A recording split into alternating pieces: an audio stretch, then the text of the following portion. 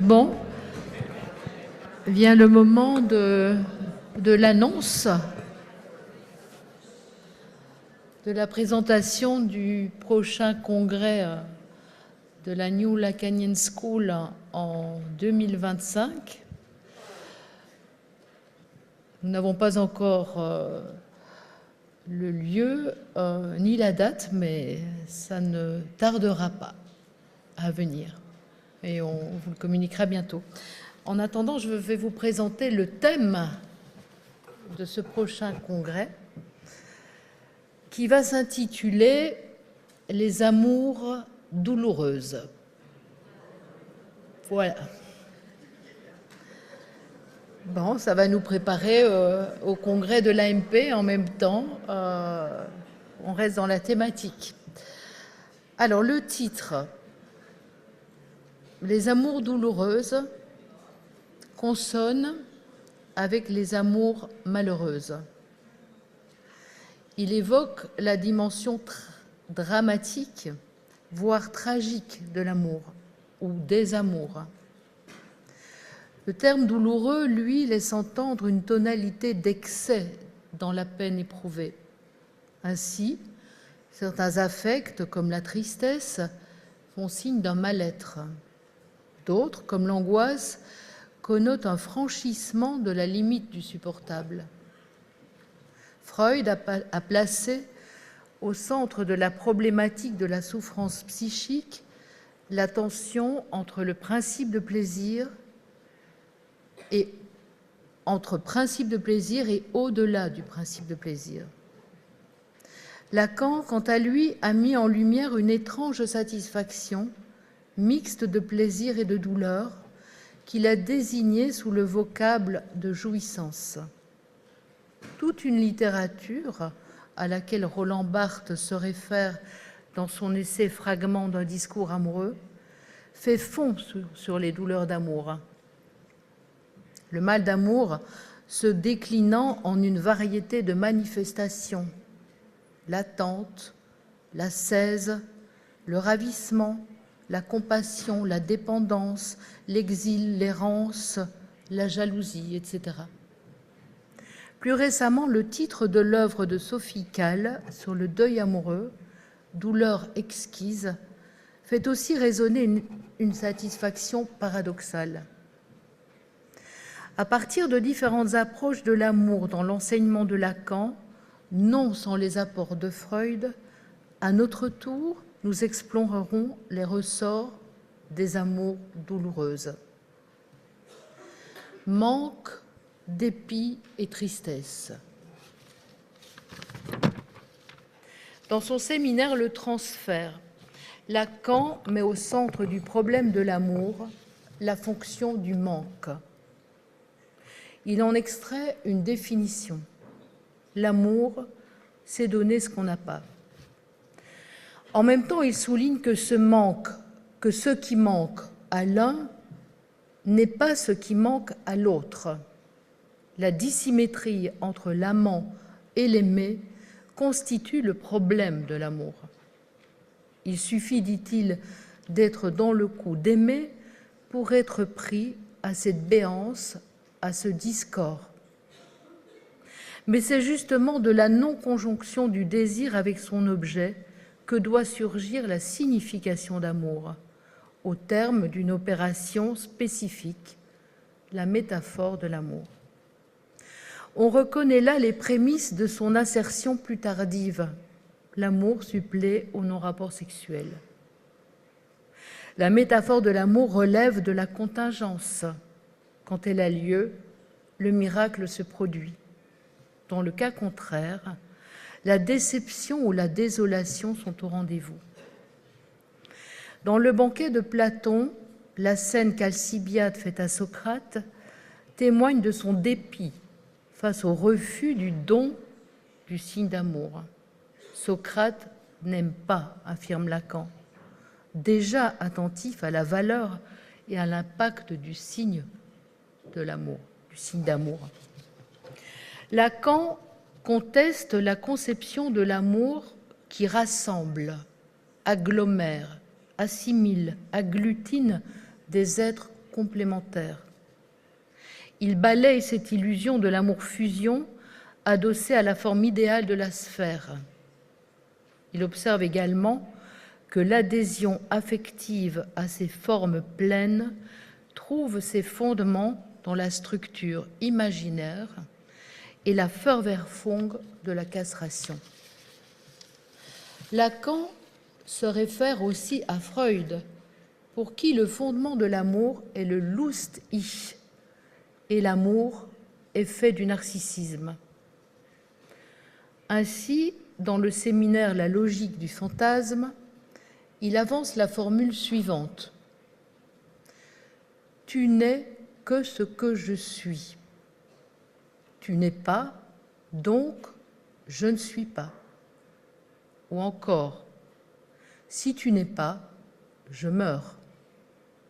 Vérité, dit-il, donnant le sens de l'éros, et qui, du fait d'être rejeté, réapparaît dans le réel sous la forme, je cite, d'un monstre dont nous connaissons aussi bien les effets dans la vie de chaque jour. Il poursuit. Comme je l'énonce de toute Förwärmung, l'amour se manifeste dans le réel par les effets les plus incommodes et les plus déprimants. Les voies de l'amour ne sont nulle part à désigner comme si aisément tracées. Fin de citation. Lacan le note, l'amour ne pense pas. Autrement dit, l'amour méconnaît le fantasme narcissique dont il se soutient. C'est alors qu'il peut prendre la couleur de la dépression ou de la tristesse, en tant que cet affect indique le refus ou le rejet du savoir inconscient. Dans Télévision, Lacan corrèle explicitement la tristesse à une faute morale, qui, dit-il, ne se situe en dernier ressort que de la pensée, soit du devoir de bien dire ou de s'y retrouver dans l'inconscient, dans la structure. Il arrache l'affect au registre émotionnel et l'articule à l'éthique du bien dire, consistant à cerner, à serrer dans le savoir ce qui ne peut se dire. Alors que la tristesse, énonce Jacques-Alain Miller, est un savoir manqué. La même année, dans sa note italienne, Lacan émettra le vœu concernant la psychanalyse d'agrandir les ressources grâce à quoi ce fâcheux rapport on parviendrait à s'en passer pour faire l'amour plus digne que le foisonnement de bavardage qu'il constitue à ce jour. Fin de citation. Amour et discours.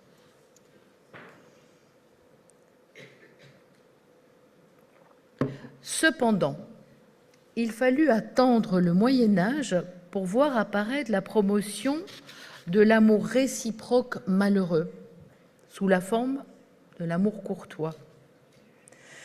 Lacan attribue l'émergence de cette forme d'amour à la contingence d'une rencontre entre l'hérésie cathare et une nouvelle poésie des troubadours. Pour lui, l'amour-passion est d'abord un fait de discours qui n'arrive pas à n'importe quelle époque. Il la qualifie de mauvais rêve, impossible dit de la féodalité, où, du côté de la femme, je cite, il y avait quelque chose qui ne pouvait plus du tout marcher. Lors de son séminaire encore, il situe cette invention de discours comme le seul moyen pour l'homme, dont la dame était entièrement la sujette, de se tirer d'affaire avec élégance de l'absence de rapport sexuel. L'homme s'en sort en effet, par une idéalisation de la dame et une valorisation de son inaccessibilité, tandis que le discours amoureux s'alimente du manque, du deuil, de la perte, de la mort. Dans son séminaire L'éthique de la psychanalyse, Lacan remarque la précision de, je cite, « l'organisation artificielle, artificieuse du signifiant », de ce discours fixant à un moment le cadre d'une ascèse. La suspension du plaisir charnel, la conduite du détour et l'inaccessibilité de l'objet valent alors comme discipline du plaisir ou du non-plaisir. En fait preuve l'arbitraire des exigences de l'épreuve infligée à son servant par la dame, non sans une certaine cruauté, note-t-il. Lacan relève d'ailleurs que les pratiques amoureuses les plus ascétiques ont été empruntées à l'art d'aimer d'Ovide, qui comparait l'amour à une espèce de service militaire. Pareillement, il souligne l'incidence décisive du signifiant et du passage à la lettre de cet art d'aimer dans la culture. On le voit. L'amour n'est pas sans rapport avec l'idéal que véhicule la tradition ordonnant les rapports entre les sexes. Mais à cet ordre ancien, âge du père, structuré par une logique verticale, s'est substituée une logique horizontale, celle du réseau, affine avec le patou, comme Jacques-Alain Miller l'a fait valoir. Dans cette perspective, les reconfigurations actuelles de la cellule conjugale en une variété d'arrangements, comme celui du polyamour ou du trouble, se substituant au duo standard, changerait-elle la nature des affres de l'amour ? En tout état de cause, les souffrances d'amour sont interprétées aujourd'hui différemment que jadis. Au discours amoureux appréhendé à partir du manque, de l'objet perdu ou de l'idéal inaccessible, s'est substitué un autre discours rabattant le ratage amoureux sur l'axe imaginaire dominant-dominé. Lors du dernier congrès de l'AMP, Jacques-Alain Miller en a constaté la prégnance sur les rapports amoureux. Alors que le champ semblait plus ouvert et propice à l'invention, on fait irruption des signifiants appartenant au lexique de lutte des sexes, déjà prophétisé par Lacan dans son texte « L'agressivité en psychanalyse ». Emprise, manipulation, domination, forçage, abus, ghosting, etc. En contrepoint, se promeut une forme d'amour prétendument consensuelle, fondée sur une reconnaissance mutuelle et régie essentiellement par le régime homéostatique du principe de plaisir. Les mouvements féministes ont politisé la sphère privée. Au nom de l'égalité des sujets de droit, ils ont contribué à ce que le discours juridique s'interpose entre les sexes, et souvent pour un mieux. Mais aujourd'hui, avec la coalescence du néo-féminisme et de l'idéologie victimaire, on assiste à une politisation de l'intime. Celle-ci, tout en épousant les nouvelles normes de discours, s'acharne sur un patriarcat déjà sur le déclin. La guerre des sexes s'attise, et le plus souvent pour le pire. Dès lors, ne pouvons-nous pas voir dans cette attribution des souffrances amoureuses à la domination d'un sexe sur l'autre, en l'occurrence celui de l'homme sur la femme, une nouvelle forme de rejet de l'amour et de ses risques. Le récent succès planétaire du film Barbie semble assurément le montrer. Dans ce contexte, adossé au discours de la science, seul le discours analytique ferait encore place au réel de l'éros. Une affaire de structure. L'amour n'est pas seulement relatif aux effets de discours, variant selon l'époque. Il est aussi affaire de structure. Grâce aux hystériques, Freud s'est d'emblée intéressé au phénomène amoureux. À plusieurs reprises, il a étudié son fonctionnement. Dans son texte « Psychologie des foules » et « Analyse du moi », il a aussi consacré un chapitre entier à l'état amoureux et à l'hypnose. Il y prend l'exemple de l'amour romanesque du jeune homme afin d'exemplifier l'appauvrissement du moi face à l'objet précieux, magnifié en place d'idéal du moi. Dans l'état amoureux, celui-ci prendrait finalement possession de la totalité de l'amour de soi, dépossédant le moi de tout esprit critique. Freud qualifie ce phénomène d'auto-sacrifice et le rapproche de l'état de l'hypnotisé.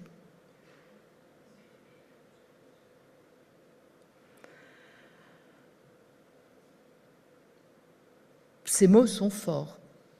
Absorption du moi par l'objet, abandon du moi, sujétion, fascination. Il n'est dès lors pas surprenant qu'à l'occasion d'un deuil, d'une rupture ou d'une trahison, le sujet se sente amputé d'une part de lui-même, mutilation qui ne va pas sans son lot de douleurs. Dans son dernier enseignement, Lacan va quant à lui situer le drame amoureux, proprement dit, au regard de la rencontre amoureuse comme telle. Celle-ci ne va plus concerner deux sujets du manque à être, mais deux corps parlants, affectés en tant que sujet du savoir inconscient. Dans son séminaire encore, il énonce « Car il n'y a rien d'autre que rencontre, la rencontre chez le partenaire des symptômes, des affects, de tous ceux qui, chez chacun, marquent la trace de son exil, non comme sujet, mais comme parlant de son exil du rapport sexuel. » Fin de citation. Jacques-Alain Miller formule dans L'os d'une cure que dans la perspective du non-rapport sexuel et donc du partenaire symptôme, les êtres sexués font couple au niveau de la jouissance. Quant à la liaison symptomatique, elle serait relative aux structures signifiantes du corps, qui déterminent un partenaire comme moyen de jouissance. En conséquence, il y a lieu de distinguer la structure du pourtoutix de celle du patou, qui répartit les modes masculins et féminins de la sexuation et détermine le type de partenaire symptôme de chacun. Autant dire que de part et d'autre, on ne jouit pas et on ne pâtit pas de l'amour de la même façon. On attribue au par-l'être masculin le mode de jouir fétichiste relatif à l'objet A, et au par-l'être féminin l'illimité d'une jouissance dans son rapport à A barré. Les amours douloureuses peuvent donc se répartir selon une logique propre à chaque position sexuée ou chaque sexe. À l'un, la douleur circonscrite du symptôme, tel l'effet d'une écharde dans la chair. À l'autre, celle du sans limite du ravage et la dévastation totale. À l'un, encore, le désagrément du dédoublement de la vie amoureuse propre à son ravalement. À l'autre, le risque des noces mortifères avec l'incube idéal se profilant au-delà du partenaire réel, partenaire masculin. Mais les amours douloureuses se rapportent aussi bien à la façon dont chaque corps parlant peut rester hermétique à la langue de l'autre.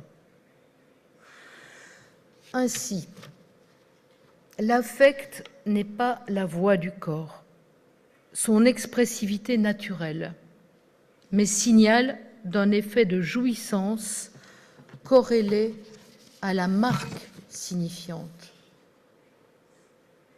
Dans une expérience analytique, on est conduit à mettre l'accent sur l'implication du signifiant dans l'affect.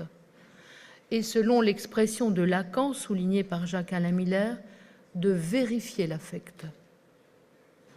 Si dans la plus classique appréhension, il s'agit d'en délivrer la vérité refoulée, dans la conception de l'affection traçante du corps par la langue, il s'agira d'en isoler la marque traumatique se répercutant sur le malentendu entre les sexes.